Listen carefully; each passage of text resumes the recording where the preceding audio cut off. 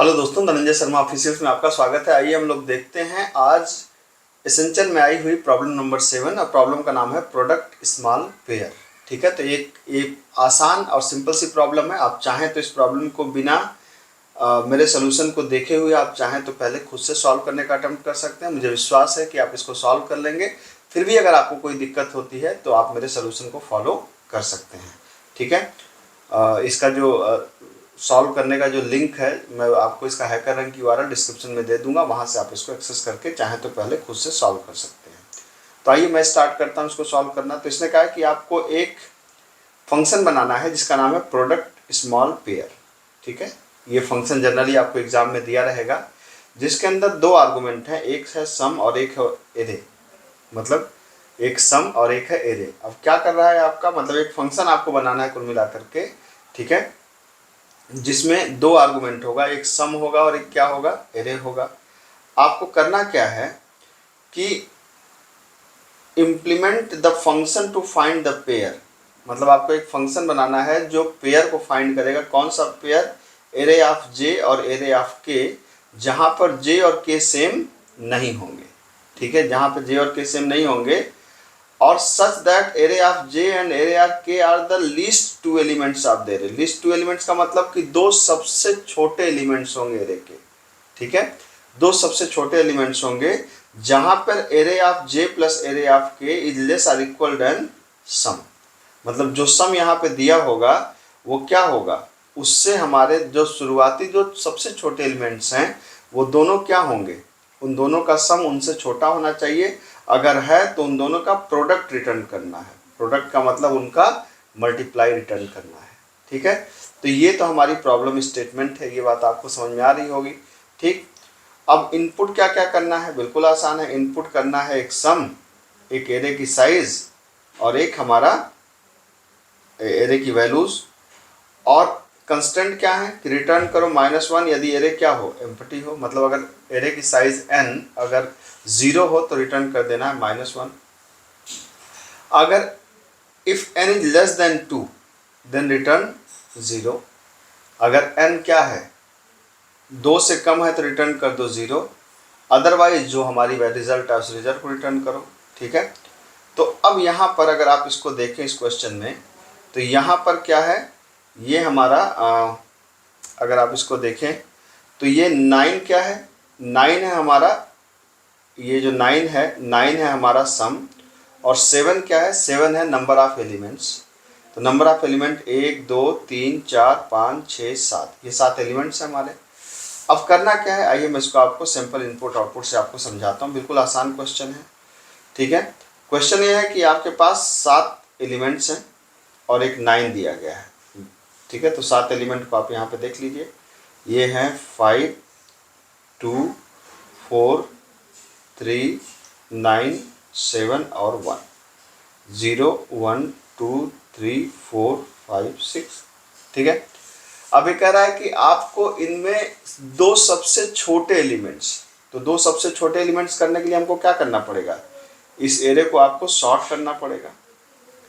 ठीक है, तो जब इस एरे को आप सॉर्ट करेंगे सबसे पहले क्या आएगा, 1 आएगा, फिर क्या आएगा 2 आएगा, फिर क्या आएगा 3 आएगा, फिर क्या आएगा 4 आएगा, फिर क्या आएगा 5 आएगा, फिर क्या आएगा 7 आएगा, फिर क्या आएगा 9 आएगा।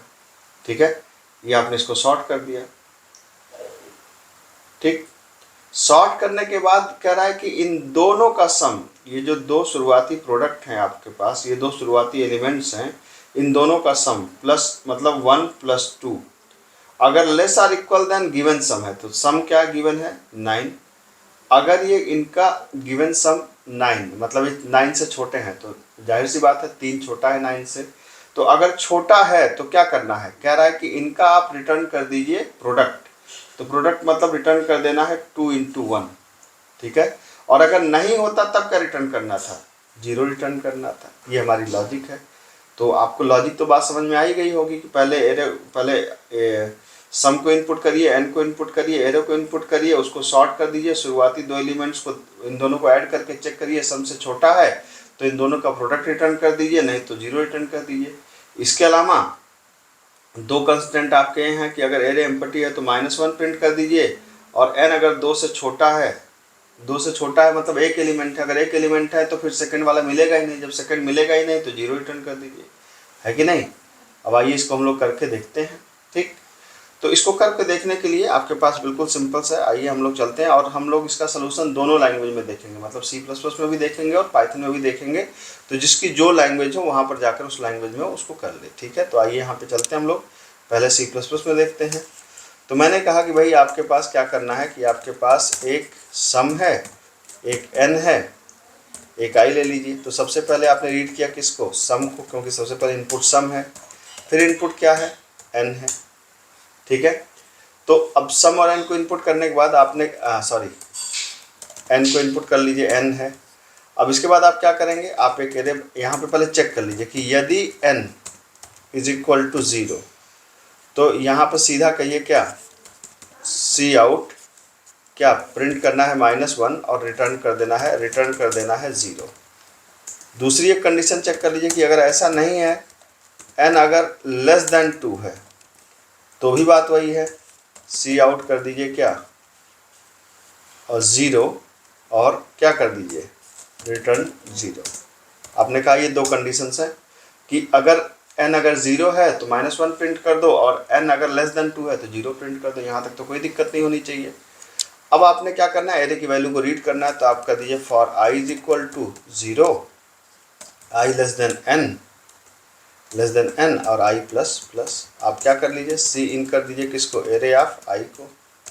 और आपको क्या कर देना है, एक फंक्शन बनाना है सॉल्व, जिसके अंदर आपने एरे पास कर दिया, n पास कर दिया, सम पास कर दिया।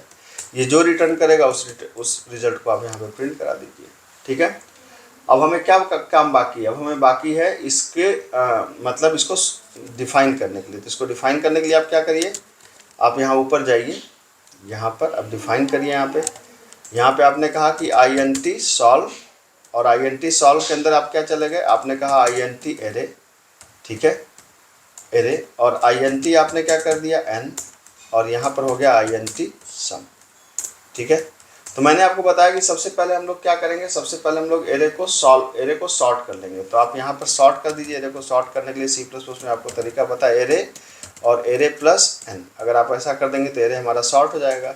जब सॉर्ट हो जाएगा तो आप यहाँ पे कंडीशन चेक कर लीजिए कि यदि array of 0 plus array of 1 अगर छोटा है या बराबर है सम के, तो आप कह सकते हैं क्या, रिटर्न एरे ऑफ 0 इनका प्रोडक्ट रिटर्न करना है और एरे ऑफ 1 का प्रोडक्ट रिटर्न करना है। अदरवाइज क्या रिटर्न करना है, अदरवाइज रिटर्न करना है आपको, इसको रिटर्न कर दीजिए क्या, 0। काम खत्म। देखिए कितना आसान है, बेहद आसान है।